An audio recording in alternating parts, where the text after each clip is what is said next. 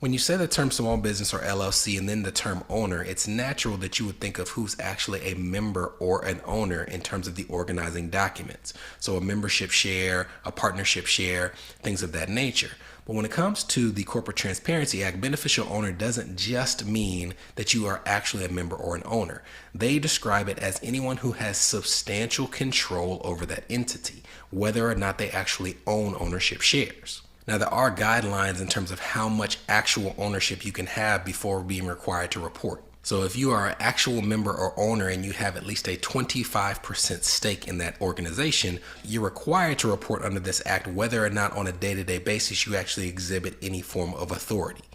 But even if you don't have that actual percentage, you could be considered having substantial control based on your day-to-day actions. So you could own 5% of that company as a result of maybe putting up a small portion of the amount that funded the organization. But if you're the CEO or the CFO, and as a result of your task, you actually exhibit substantial control over that company on a day-to-day basis, you're required to file because you're considered a beneficial owner.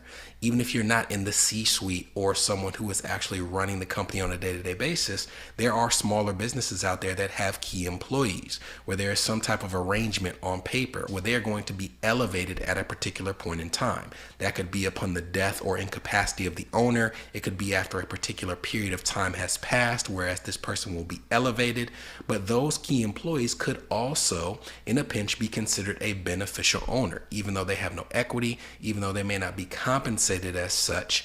The law might consider them someone who has a substantial stake in that organization. And while those are the serious things that might come to mind, you also want to think about the fact that when you talk about LLCs, there are smaller or even inactive LLCs that operate for a specific purpose. We see this very frequently with people who might have one real estate property, investment property, and for that investment property, they created an LLC to manage its affairs and to help with the liability that comes from having an investment property. I've even seen LLCs created in order for people to buy things like packages for sports tickets. So let's give an extreme example of somebody who created an LLC with 3 or 4 of their business owner friends, and that LLC exists to buy a stake in some small organization, or maybe it actually exists to buy tickets to Titans games every year.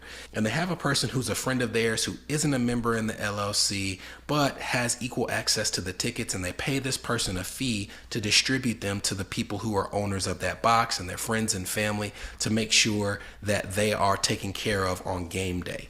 Even though that person isn't an owner in the LLC, based on the access and control they have of that organization, are they considered a beneficial owner? Unfortunately, it may not be clear. If you don't err on the side of caution and you're wrong, we'll talk about the potential penalties for failing to report a beneficial owner when it comes to this act. So it's something where you may want to err on the side of caution because many of the rules related to the Corporate Transparency Act are very opaque.